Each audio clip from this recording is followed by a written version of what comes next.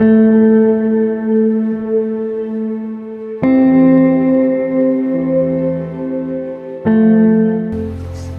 araw-araw nating pamumuhay ay araw-araw din pangangailangan.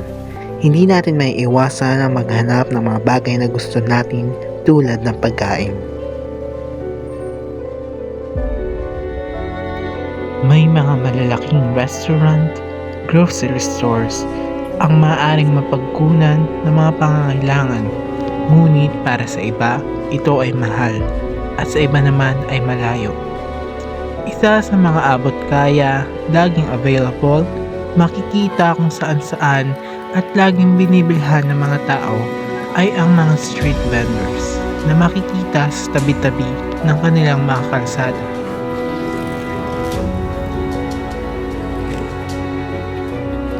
Karamihan sa Kamaynilaan at mga karatig lungsod ng Metro Manila, pangkaraniwan na nating makikita ang mga street vendors.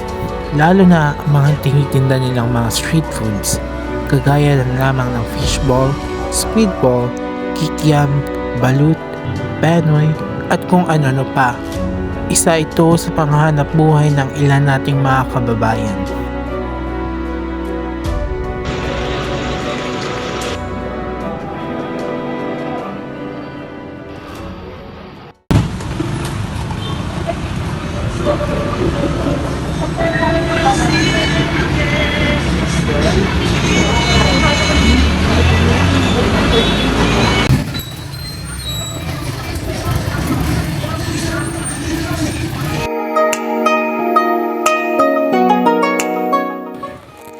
Nandito tayo ngayon sa Millionaires Village sa Novaliches, Quezon City.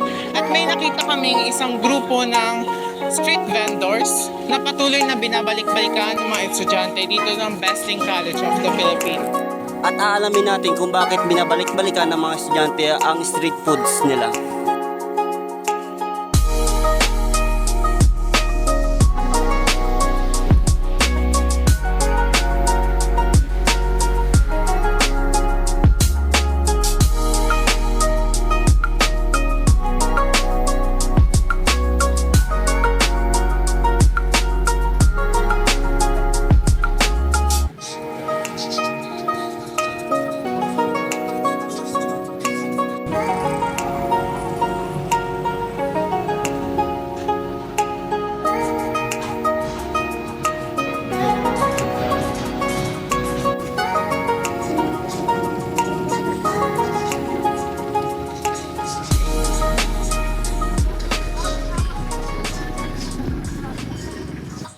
Magkano po sa ganito? Ano sa inyo? Bibili kayo? Sa palamig po magkano? Yung calamares po, magkano po?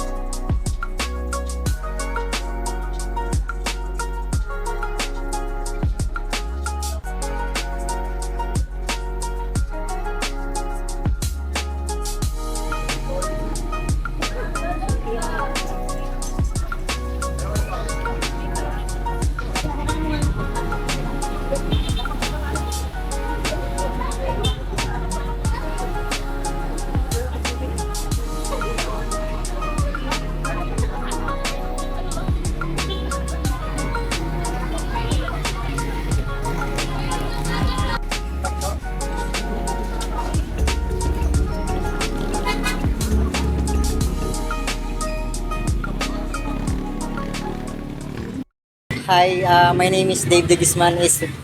Isa ako sa trabahador dito sa street food na malapit sa school ng Bestling.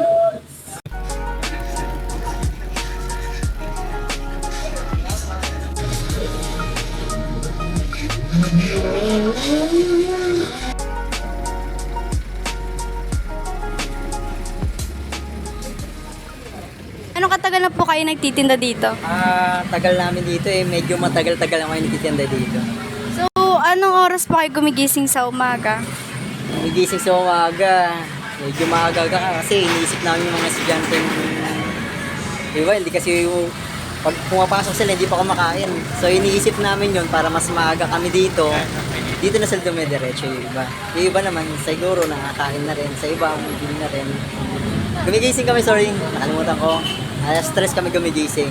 Then, nandito kami, mga 5. Kasi 5 yung bukas ng gate. Then, start na kami dito. 8 or 7:30, start na kami. Open na kami. So, anong oras po kayo nagsasara? Sasara kami is 7. O, minsan pag may tao pa, mga 7:30, ganun, 8, ganun. Inaabot lamang ng 7 oras ang kanilang pahinga. Hindi pa bawas doon ang paghuhugas at pagliligpit ng kanilang mga gamit. Bakit niyo po naisipang mag-street vendor?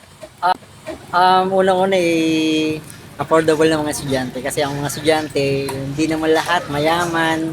May mga, ito kasi pangmasa to eh. So kung ano yung kakayahan ng estudyante, binabati lang natin.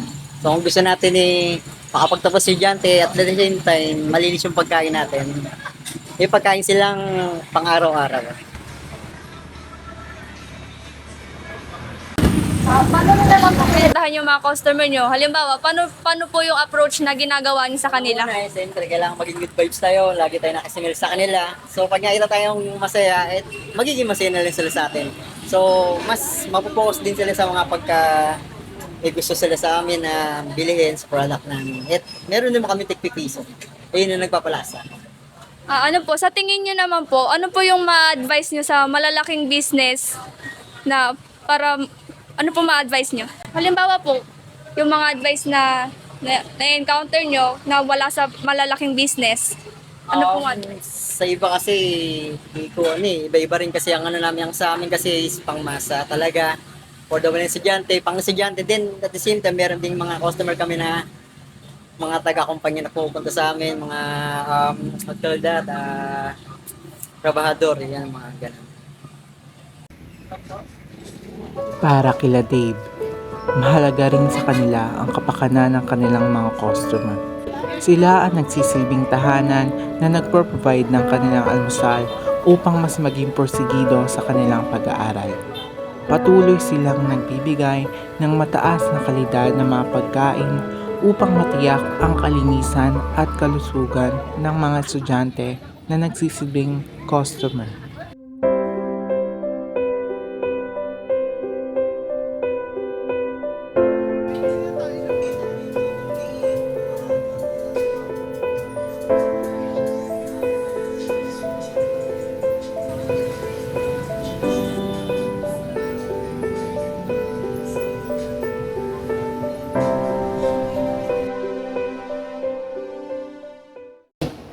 Ano yung natutunan natin doon sa mga street vendors?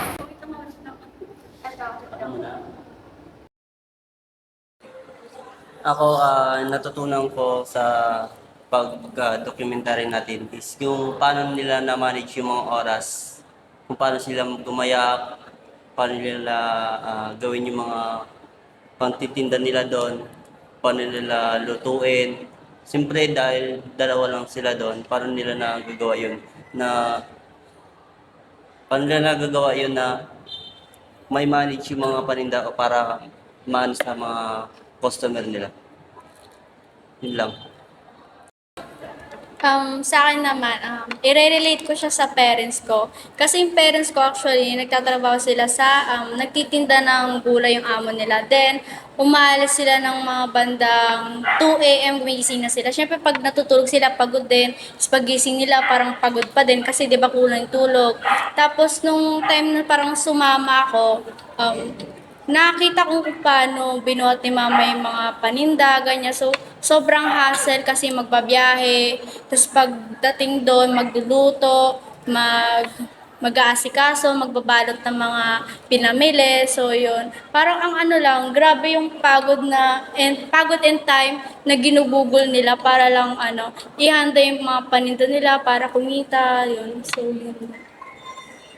Ako, yung natutunan ko sa kanila, yung parang how to interact sa mga customers. Like, kahit, kahit mainit yung ulo mo or mas mainggising mo, parang kailangan mong umiti sa mga customers, mga bumibili. Parang kailangan mong maging positive lang lagi. Kasi syempre pagka pangit yung approach mo dun sa customer, parang mawawalan din sila ng ganang bumili. Then, yung sa na lang, grabe yung ginugugol nilang time. Parang mag-aantay pa sila ng customer, parang kunwari pa isa-isa yung bili, tapos patayo-tayo sila. Parang nakakapagod pero the same time, nakaka-inspire yung mga ganong Ayun. Yung sa akin naman, yung natutunan ko, kahit saang field ka ng trabaho, kahit sa office, kahit anong trabaho mo, mahirap talaga siya, hindi siya madali. Lalo na sa kanila kasi, oras sila gumigising? 3:00 ng madaling araw para lang mag-ready ng mga paninda nila. Lalo na sobrang dami ng paninda nila, di ba? Yes. Tsaka yung mga paninda nila, yung natutunan ko lang din talaga, yung mga small business, yung paninda kasi nila, inaangkop nila sa presyo na abot kaya ng mga estudyante. Meaning, iniisip din nila yung mga estudyante kasi nga estudyante yung kadalasan nilang customers. Siyempre, iniisip nila yung presyo dapat affordable talaga, oo. Tsaka Hindi katulad ng mga siyempre katulad ng mga malalaking business. Kahit over na yung nila, overpriced, parang feeling ko overpriced na yung product. Tsaka parang tawag dito, pag sa mga estudyante kasi, madalas talaga, ganun yung mga hinahanap nila, doon sila nakikrave, ganun. Yun din yung mga nakasanayan natin sa mga Pilipino kasi diba, street foods. Kung saan man tayo pumunta, nandun yung mga, mga pagkain, ganyan. Hindi tayo mahihirapan maghanap. Tsaka yung mga estudyante talaga binabalik-balikan nila yung mga food Patok nila. na patok talaga Patok na siya. patok kasi parang halos na nandun na yung mga yung gusto hinahanap ng mga estudyante Halos kaya lahat, binalik-balikan talaga ng mga lahat estudyante. ng street foods. Oo. Lahat ng cravings, gano'n, na laging hinahanap ng mga estudyante. Sa akin naman, na-realize ko lang yung sacrifices nila, yung ginugugol nilang oras para sa pagtitinda. Kasi dati, nung bata ko, gusto ko rin maging street vendor. Actually, street vendor na nagtitinda ng, di ba may mga street vendors na nagtitinda ng mangga, na pisngin na mangga, may bagoong. Ganun yung dream ko dati nung bata kasi gustong-gusto ko magka-business nung bata pa ako.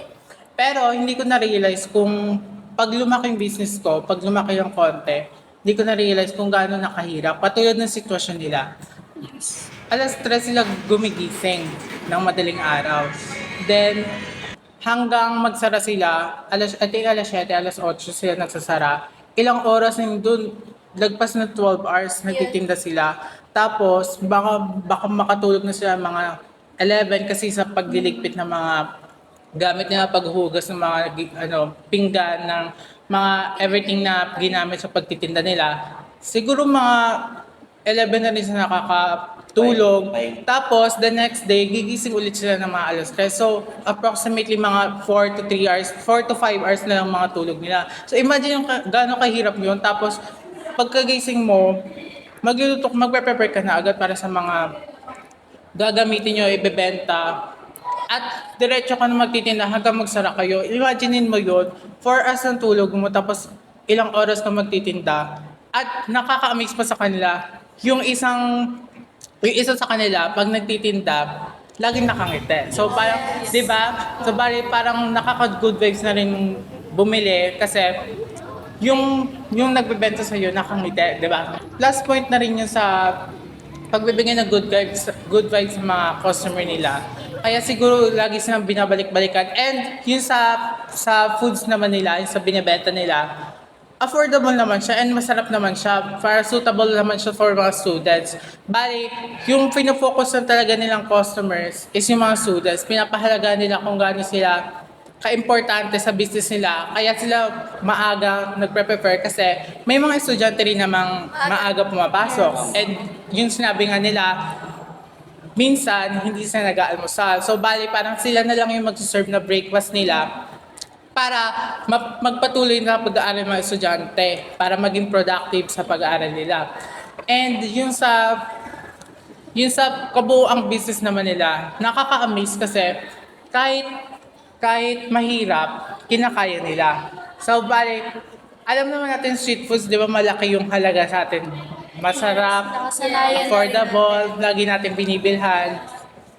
Yung mga street vendors na yan, malaki yung believe ko sa kanila. Kasi, although maliit na business lang sila, ginagawa nila lahat para maging kilala, para bumenta, para lumaki. So, siguro ang matutulong na lang ng mga small businesses, sa mga big companies, siguro yung mga small businesses kasi, di ba, minsan nagbebenta sila, bumibili sila ng mga resources from big companies. Yes. So, ang matutulong ng mga small business sa mga big companies is yung pag-avail ng mga products ng big companies para ibenta ng mga small businesses. Siguro ganun yung natutulong ng mga small businesses. So, ayun yung natutunan ko. Nakaka-amaze lang kasi hindi ko na-imagine na kung gaano kahirap pagtitinda bilang a street vendor. And nung na-realize ko, yung nalaman ko yung sitwasyon nila, kung ano ginagawa nila, parang nagdalawang isip na ako na baka hindi ko kayanin. Pero why not? Baka one day mag-try ako ng business, gawin ko yung business nila para lumago rin ako. And ayun, nakakabilib lang. Tapos yung sa ano din, parang hindi lang naman kasi sila yung street vendors dito na malapit sa school. Maraming kakompetensya. So parang iisipin mo na pag sa'yo, parang pag walang bumibili, parang nakakawala ng ano. Pero sa kanila parang minsan, syempre, hindi maiwasan yung walang matamlay yung benta, gano'n. Maraming tira-tira. Tapos parang patuloy pa rin silang nagtitinda kahit na may gano'n. Parang hindi dapat mawalan ng lakas ng loob. Ano yung pinaka-remarkable na moment nyo? Yung pinaka-tumatak sa isip nyo na ginawa nila. Sa akin kasi, ang pinaka-tumatak sa isip, yung lagi sila nakangiti. As in, tumatak sa isip tsaka puso ko yun na wow, yung mga tindero dito lagi nakangiti, laging good vibes, hindi sila masungit. As in, ini-entertain nila yung mga customer nila at pag tumatanong ng mga kung magkano yung products nila, lagi silang nakangiti as in. Kayo? Sa akin yung sobrang attentive nila, lalo na kapag may bumibili. Kapag may bumibili, as in, attentive sila, lumalapit sila agad kasi naasikaso nila yung mga orders ng mga estudyante, di ba? Ayun yung tumatak sa akin. At saka isa pa pala, yung di ba minsan gusto natin na pagkain natin mainit. So, bali yung mga nakadisplay doon, minsan malamig na. So, mga bumibili doon, nagre-request nila magpainit. And na-amaze ako kasi minsan, di ba yung mga street vendors parang ayaw. Minsan, Tinatamad sila, tinatamad, ayaw nila talaga initin para to save gas. Pero sa kanila, hindi sila nagdadalawang isip. Iniinit agad nila. Tapos, sila nilang nagtatawag pag nainit na. Di ba nakaka-amaze yung ganong business? Tsaka sobrang babait talaga nila, no? Just yung pagbibigay ng parang ikaw mismo yung mag-aano ng sauce mo, unlike sa iba na parang tinitipid nila yung customer. Tsaka kung paano sila mag-approach sa mga estudyante. Kasi kita nyo naman paano sila magbenta. Parang tinitake nila yung lahat ng jokes, binibiro nila, ganyan. Parang nakikisama sila, lalo sa mga uso ngayon, di ba? Para hindi na lang ma-offend yung mga estudyante. Tsaka yung parang pag nag-upload sila talagang hindi nila pinaghihintay yung mga customer. Talagang doon agad talaga sila, parang inaabot talaga nila. Fast service din Oh, sila. yes, parang ganun. Kasi minsan parang naranasan na experience ko rin yun sa ibang pag bumibili kayo, parang ang tagal naman, di ba po, sobrang parang alis ka na lang kasi sobrang pangit ng uploads nila, parang ganun. Sila hindi, talagang sobrang active talaga pag bumibili, takbo agad, bigay agad, sagot agad, parang nakaka-amaze talaga yung pagtitinda nila. At saka malilinis yung pagkain nila. Hindi katulad ng ibang street vendor na Hindi rin parang yung ginagamit nila sa Oo. palamig din nakita. Oo. Tapos hindi nila iniiwang makalat yung mesa. Oo. Talagang maramis. Tapos may sarili din silang basurahan, ganyan, naka-iwalay. Tsaka nakikita mo kung paano nila ginagawa, paano nila niluluto. Tsaka nung in-interview natin sila, nagulat din tayo, di ba? Yung in-interview natin, ang ganda ng sagot niya. As in, kahit maikli, alam mong Malaman. meaningful talaga. sa kanila. At least hindi naman lang scripted, pero maganda yung naging sagot niya. As in, Kasi bagay na bagay sa tinanong natin. Sinagot niya mismo yung tanong. Sa kasalukuyang unemployment rate ng ating bansa, sidewalk vending ang isang sagot sa kawalan ng trabaho ng ating mga kababayan. Ang kailangan mo lang ay iyong produkto, ang iyong sipag at iyong determinasyon na kumita para makapagsimula ng negosyo. Pahalagahan natin ang pagpupursigi ng mga street vendors sa patuloy na nagtitinda upang magkaroon ng hanap buhay.